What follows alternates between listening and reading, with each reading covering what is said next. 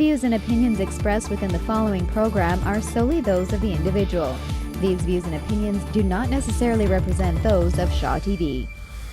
Hey Calgary, I'm Kevin Chorney. It's November 21st, and this is Calgary Now.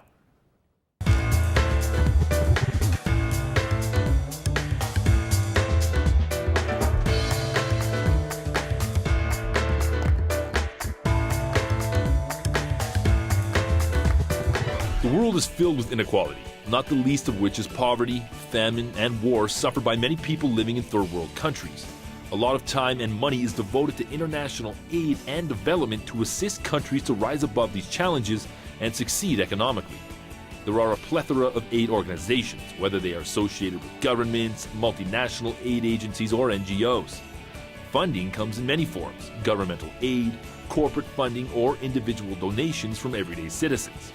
With so many organizations and a sizable amount of money being directed toward them, it's fair to wonder how effective aid has been when at least 80% of the world's population lives on less than $10 a day.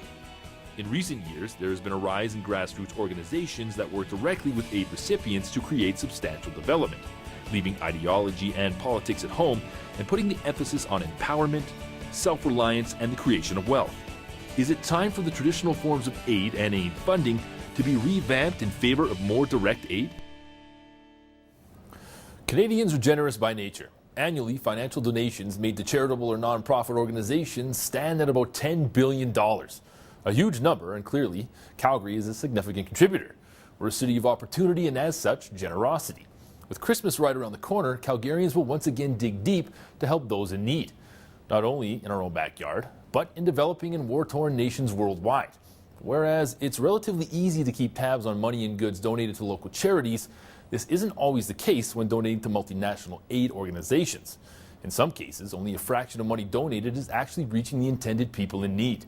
Studies have shown that financial aid is not always the answer, as recipient nations don't necessarily have governments focused on raising their population from the clutches of poverty.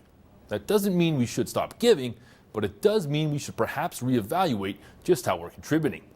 I'm sitting down with my guests in just a moment to discuss.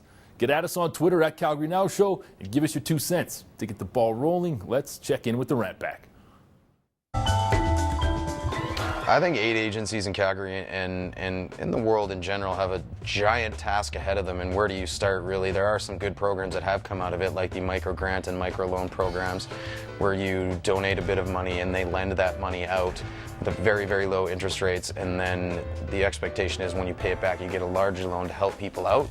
I believe that education loans and doing your research on who you donate to is very important. You could donate $1 and only 9 cents of that actually makes it where it's supposed to go.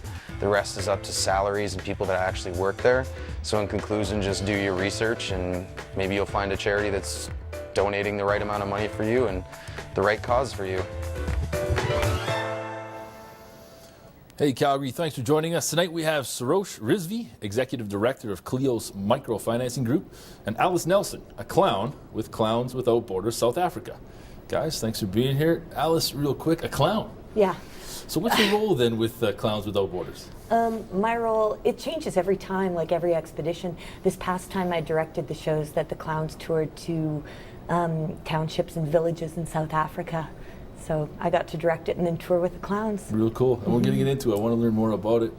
Sarosh, you're a busy guy. What's your role with Cleos exactly?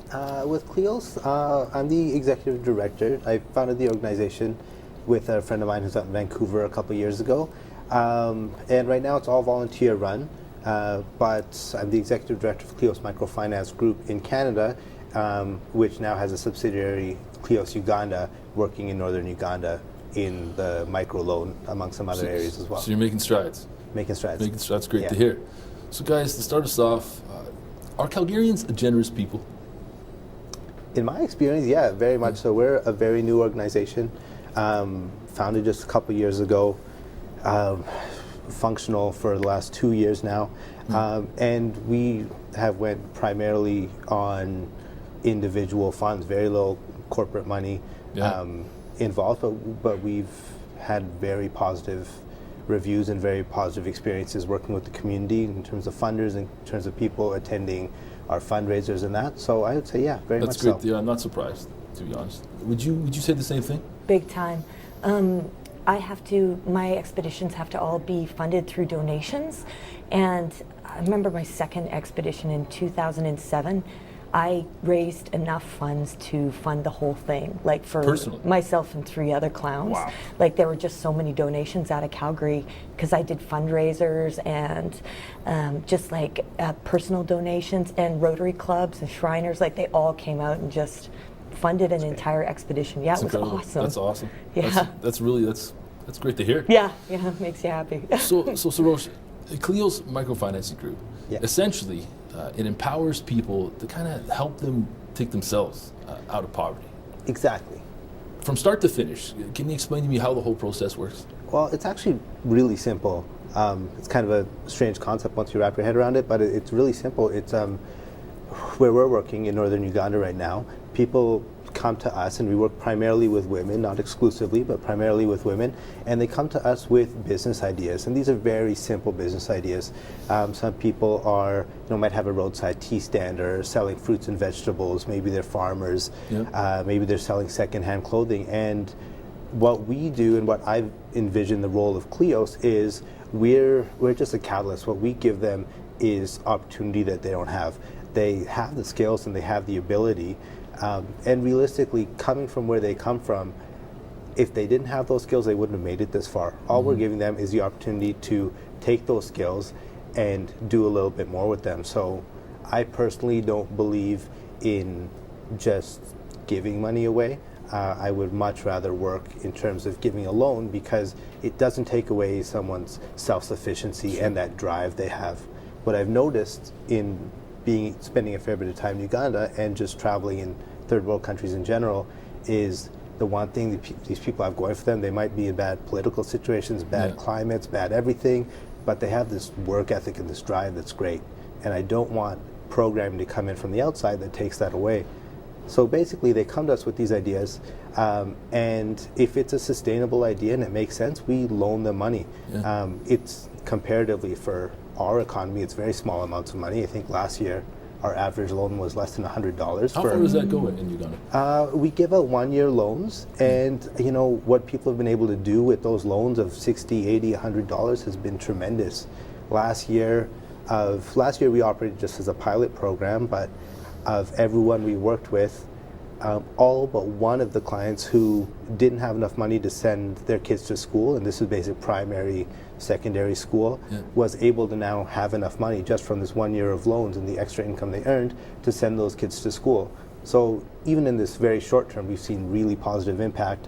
And again, we didn't pay for their schooling, they earned it, and they still made their repayment, they still made they're still in good standing with their loan, but what they're able to do with the extra money they earned just from that opportunity that we were granting them was tremendous. Clearly. Yeah. And I think it starts with education as well. If you can put kids to school that didn't have the opportunity to begin with, that's how you're going to get real change. Yeah. Now, across the globe, there's a lot of aid agencies available for people to donate to. Unfortunately, not every aid agency has a strong reputation. In some cases, less than 20%, 20 cents to a dollar, is actually getting to where it needs to get. Mm-hmm. Is this acceptable? Alice, I mean, the short answer is no. No. No.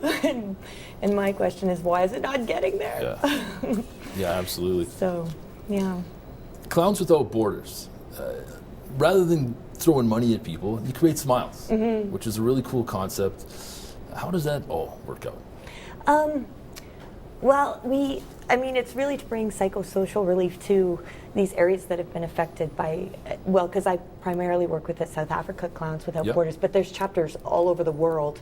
And our goal is to kind of bring some joy and laughter and just relief to these places that have suffered so much loss, and especially kids.